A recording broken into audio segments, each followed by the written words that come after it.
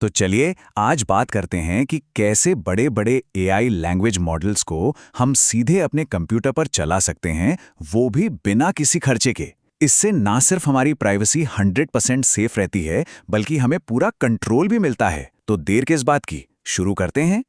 हम सब ने देखा है कि ऑनलाइन एआई सर्विसेज की हर महीने की फीस होती है और अपनी डेटा की सुरक्षा को लेकर भी मन में एक सवाल तो रहता ही है। तो अगर ये सारी चिंताएं हैं तो इसका एक बहुत ही जबरदस्त सॉल्यूशन है, इन पावरफुल एआई मॉडल्स को सीधे अपनी मशीन पर चलाना।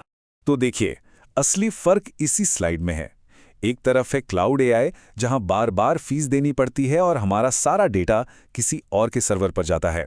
और दूसरी तरफ है लोकल एआई, जहां हार्डवेयर का बस एक बार का खर्चा है और उसके बाद सब कुछ फ्री। डेटा पूरी तरह से प्राइवेट और सिक्योर रहता है, और हाँ, मॉडल्स पर हमारा पूरा का पूरा कंट्रोल होता है। आज हम इन 4 आसान हिस्सों में पूरा प्रोसेस समझेंगे। सबसे पहले इंस्टॉलेशन से शुरू करेंगे, फिर मॉडल्स को मैनेज करना सीखेंगे, इसके बाद अपने खुद के एआई पर्सोना बनाएंगे और आखिर में इसे कोड के जरिए ऑटोमेट करना भी देखेंगे। चले अब सीधे प्रैक्टिकल काम पर आते हैं। हमारा पहला कदम है ओलामा को इंस्टॉल करना और अपना पहला एआई मॉडल रन करना। यकीन मानिए, ये सुनने में जितना मुश्किल लगता है, करने में उतना ही आसान है। इंस्टॉलेशन तो बस कुछ ही क्लिक्स का काम है। ollama.com पर जाकर अपने ऑपरेटिंग सिस्टम के लिए फाइल डाउनलोड करनी है और बस इंस्टॉलर चला देना है। जैसे ही ये हो जाएगा, ओलामा बैकग्राउंड में एक सर्वर चालू कर देता है जो हमारे सारे एआई मॉडल्स को हैंडल करने का काम करता है। अच्छा, अब ये पक्का करने के लिए कि इंस्टॉलेशन सही से हुआ है या नहीं, बस अपना टर्मिनल या कमांड प्रॉम्प्ट खोलकर ओलामा टाइप करना है। अगर एक हेल्प मेन्यू दिखता है तो समझिए सब सेट है, हम आगे बढ़ने के लिए तैयार हैं। लेकिन आगे बढ़ने से पहले एक बहुत ज़रूरी बात, इन मॉडल्स को लोकली चलाने के लिए कंप्यूटर में अच्छी खासी रैम और डिस्क स्पेस होना चाहिए। ऐसा इसलिए क्योंकि ये मॉडल्स काफ़ी बड़े हो सकते हैं, कुछ तो 40 GB से भी ज़्यादा के। ये स्लाइड बहुत काम की है। इससे हमें एक सीधा साधा हिसाब मिल जाता है कि किस साइज़ के मॉडल के लिए कितनी रैम लगेगी। जैसे एक 7 बिलियन पैरामीटर वाले मॉडल के लिए कम से कम 8 GB रैम चाहिए। वहीं अगर 70 बिलियन वाला कोई भारी भरकम मॉडल चलाना है तो 64 GB तक की ज़रूरत पड़ सकती है। तो कोई भी मॉडल डाउनलोड करने से पहले इसे ज़रूर देख लें। और अब आता है सबसे मज़ेदार हिस्सा। टर्मिनल में बस ओलामा रन लामा 2 कमांड चलाना है। अगर लामा 2 मॉडल हमारे सिस्टम पर नहीं है तो कोई बात नहीं, ओलामा उसे खुद ही डाउनलोड कर लेगा और डाउनलोड होते ही हम उससे सीधे चैट करना शुरू कर सकते हैं। सब कुछ तुरंत, बिना किसी लैग के। बहुत बढ़िया, पहला मॉडल तो चल गया। अब देखते हैं कि एक ही मशीन पर कई सारे मॉडल्स को कैसे मैनेज किया जाता है, ताकि हम अलग-अलग कामों के लिए सही एआई का इस्तेमाल कर सकें। मॉडल मैनेजमेंट के लिए बस ये 3 कमांड्स याद रखने हैं। ओलामा लिस्ट से हमें पता चलता है कि कौन-कौन से मॉडल इंस्टॉल्ड हैं। ओलामा रन के आगे मॉडल का नाम लिखकर हम किसी दूसरे पर स्विच कर सकते हैं। और अगर स्पेस की कमी हो रही है तो ओलामा rm कमांड से किसी भी मॉडल को आसानी से हटाया जा सकता है ना? एकदम सिंपल। ठीक है, तो अब हम डिफ़ॉल्ट मॉडल से एक कदम आगे बढ़ेंगे।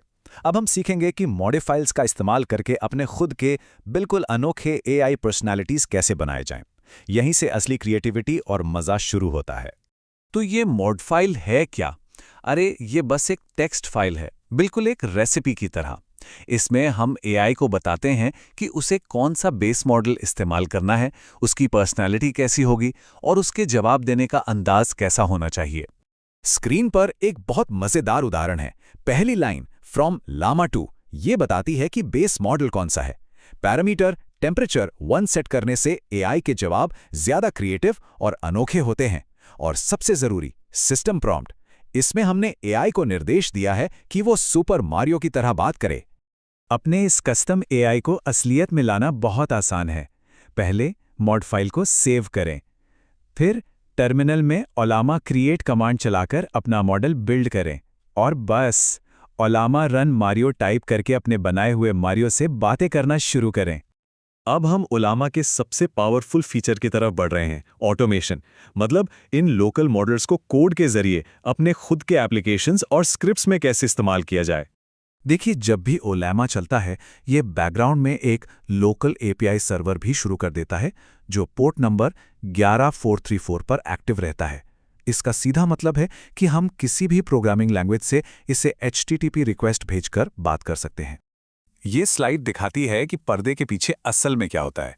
पाइथन की रिक्वेस्ट लाइब्रेरी से हम सीधे उस एपीआई को कॉल कर सकते हैं। हम सर्वर को एक पोस्ट रिक्वेस्ट भेजते हैं जिसमें मॉडल का नाम और हमारा मैसेज होता है।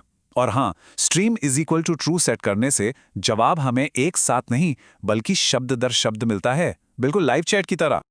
हालांकि मैनुअल तरीके से हमें पूरा कंट्रोल मिलता है, पर अच्छी खबर यह है कि इस काम को करने का एक और भी आसान तरीका मौजूद है जिसे कम्युनिटी ने हमारे लिए बनाया है।